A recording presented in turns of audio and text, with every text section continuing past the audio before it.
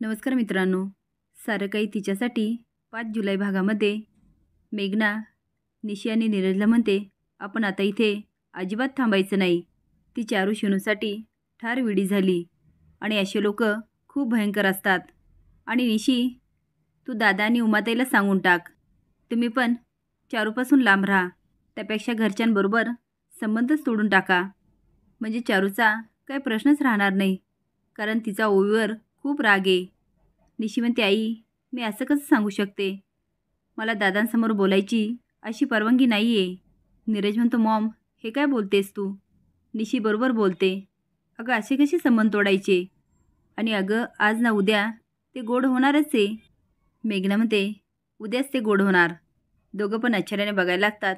मेघना म्हणते, मी उद्या सगळ्यांना जेवायला बोलवते आणि सगळ्या खोतांना परत एकत्र आणते. मनात म्हणते, निशी तुला मुंबईला गेल्यावर बघते. लाली रात्री चांगलीच घोरत असते. तेवढे चारू मोठा सुरा घेऊन येते आणि लालीला हलवत म्हणते, लाली आत्या उठा. लाली म्हणते, ओ झोपू द्या. चारू आता पटापट मारत म्हणते, उठा म्हणते ना. लाली बघते आणि घाबरत म्हणते, ए चारू, अगं हे काय आहे आणि हे काय करतेस तू? आणि हा सुरा सुरा कशाला घेतला? चारू म्हणते, असाच मज्जा, मला तुमच्याशी बोलायचं आहे. चला उठा उठा, लवकर उठा. लाली म्हणते, हे बघ आपण ना सकाळी सकाळी बोलू. चारू तिच्या गळ्याला सुरा लावत म्हणते, लाली आत्या नाही आ, माझ्याकडे वेळ नाही आहे. तुम्ही विसरलात माझे बाबा काय बोलले? तुम्ही सगळ्यांनी मला आणि शिनूला प्रेमाने आशीर्वाद दिले तरच ते सगळी प्रॉपर्टी माझ्या नावावर करणारा, कळलंय ना? लाली म्हणते, हां हां. ती ते येत आहे की तुमचा हात धरून मी बाहेर घेऊन जाऊ? लाली म्हणते, अगं शशिकांतराव काय बोलले, तुला प्रॉपर्टी नाही मिळणार. आणि किती वाजले बघ ना, जा जा जा जाऊन झोप. चारू पुन्हा गळ्याला सुरा लावते आणि म्हणते, मी काय काय करू शकते ना, याची तुम्ही झलक बघितली आहे. याचा वापर भाजी कापण्याव्यतिरिक्त दुसऱ्या कुठल्या कामाला करायला लावू नका. लाली म्हणते, अगं माझा तर होकारच आहे ना, मी काय नाही म्हटले का? पण चारू काय सोडत नाही आणि धमकी देत असते. तेवढ्यात लालीला जाग येते. ती बघते तर चारू समोर उभी असते. आता लाली मोठ्याने ओरडते, चारू. चारू म्हणते, अहो लाली आत्या काय झालं? तिच्या खांद्यावर हात ठेवत म्हणते, वाईट स्वप्न पडलं का? आता मात्र लाली जाम घाबरते. घ्या तुमच्यासाठी स्पेशल गरम गरम चहा. ती निघून जाते. लाली म्हणते, हिचा हातचा चहा नको गो बाई, हिचं काय सांगावं, यामध्ये विष टाकलं असेल. डोक्याला हात लावत म्हणते, हे सर्वेश्वरा मला वाचव रे. मेघना घरी येते आणि म्हणते, आम्ही उद्या जातोय. बंधू म्हणतो, ताई तुम्ही कोण कोण जाताय? मेघना म्हणते, आम्ही सगळेच जातो. आज निशी आणि माझी नांदिवलीमधील शेवटची रात्र आहे. कांता म्हणतो, नाही म्हणजे तुम्ही जाता ते माहिती आहे, पण एवढं अचानक? मेघना म्हणते, साहिल तिथे एकटाच आहे ना, आणि तसं पण आम्ही जाणारच होतो, पण जाण्याआधी तुम्हा सगळ्या खोत कुटुंबाला जेवायला बोलवायचं अशी माझी इच्छा आहे.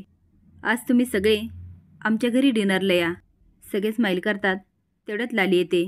मेघना म्हणते, शेजारी पण मी दादा, उमाताई आणि ओवीला पण बोलवणार आहे. म्हणजे तुम्ही सगळे एकत्र याल, हसत खेळत गप्पा मारत जेवाल, तर निशीलासुद्धा बरं वाटेल. आता बंधू स्माईल करतो. मेघना हात जोडून म्हणते, माझी इच्छा आहे तुम्ही सगळ्यांनी यावं. आता सगळेच मान हलवतात. बंधू म्हणतो, ठीक आहे येतो आम्ही, पण लालीला मात्र खूप राग येतो. मेघना म्हणते, मी माघारात जाते. दादा कामावर जाण्याच्या पहिले मला त्यांना पण सांगायचं ना. लालीताई, नांदिवलीमधील तुम्ही माझी पहिली मैत्रीण आहात. तुम्हाला तर आग्रहाचं आमंत्रण. नक्की यायचा, मी तुमची वाट बघेल. लाली स्माईल करते आणि मान हलवते. मेघना निघून जाते, पण लालीला खूप राग येतो. उमा रघुनाथला डबा देत असते. तेवढ्यात मेघना येते आणि म्हणते, येऊ का आतमध्ये? ते दोघं पण म्हणतात, या ना मेघनाताई. आता जेवणाबद्दल मेघना त्यांना पण सांगते. रघुनाथ म्हणतो, मेघनाताई तुम्ही राग नका मानू, पण आम्ही जेवायला आलो ना तर ते नाही येणार.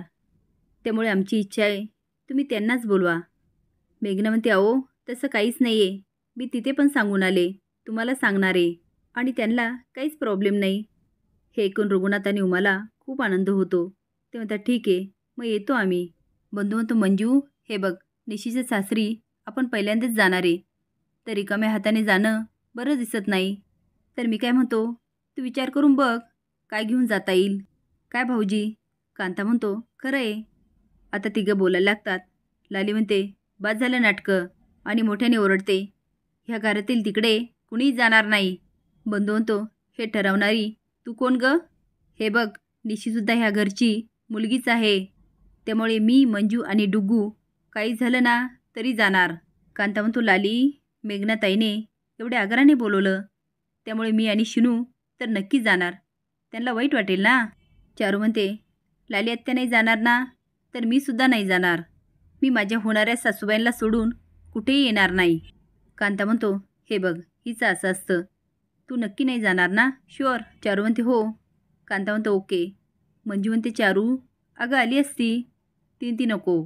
मंजू म्हणते, ठीक आहे. आता आवरण्यासाठी सगळे निघून जातात.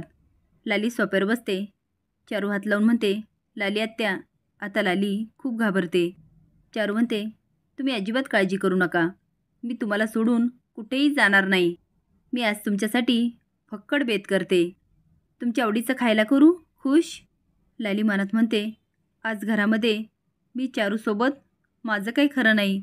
मेघना मनात म्हणते, जायच्या आधी मला एक मोठा धमाका करायचा आहे. चारी स्वयंपाकघरात असते. लाली म्हणते, चारू काय करतेस तू? चारू म्हणते, तुमच्यासाठी खायला. लाली म्हणते, नको नको. ती अहो लाली आत्या, असं काय करता? तुम्ही आता समोर जेवायला नाही जाणार ना, म्हणून तुमच्यासाठी जेवण बनवते. लाली म्हणते, खरंच जेवण बनवते? ती हो. लाली आत्या, मी माझ्या शब्दाची पक्की आहे. जे मी बोलले ना ते मी करणारच. लाली म्हणते, काय गं चारू, घरातील कुठे? आता चारू सांगते, कोण कुठे गेलं. लाली घाबरून मनात म्हणते, म्हणजे घरात तिच्यासोबत मी एकटीच आहे? सर्वेश्वरा, लक्ष दे रे बाबा, नाहीतर ही बाया माझा गळा पकडायची. आणि म्हणते, चारू तुला खरंच इस्टेट नाही देणार? चारू म्हणते, नको ना देऊ दे. लाली आत्या, मला फक्त शिनूबरोबर लग्न करायचं, आणि बाकी तुम्ही आहात ना माझ्याबरोबर. मग आपल्याला कुणाचीच गरज नाही, हो की नाही? आणि इस्टेट काय, तुमची पण आहे. ती आता सुरा घेते आणि लालीसमोर पकडते. आता लालीच्या पायाखालची जमीनच सरकते. चारू एक दगड घेते आणि सुऱ्याला धार लावत असते. ती आता लालीसमोर पकडून म्हणते, ह्या घरामध्ये ना फक्त तुम्ही समजूतदार आहे. लाली म्हणते, होय ग, मी तुझं आणि शिनूचं लग्न लावून देणार. चारू म्हणते, खरंच ना? म्हणजे माझ्या बाबांनी मला अजिबात इस्टेट दिली नाही तरी तुम्ही लग्न लावून देणार ना? लाली घाबरून म्हणते, हां हां. चारू म्हणते, मग तुम्ही जा जा जा. तुमच्या आवडीचं जेवण झालं की मी तुम्हाला बोलवते. असेच नवीन अपडेट जाण्यासाठी लाईक आणि सबस्क्राईब करा. धन्यवाद.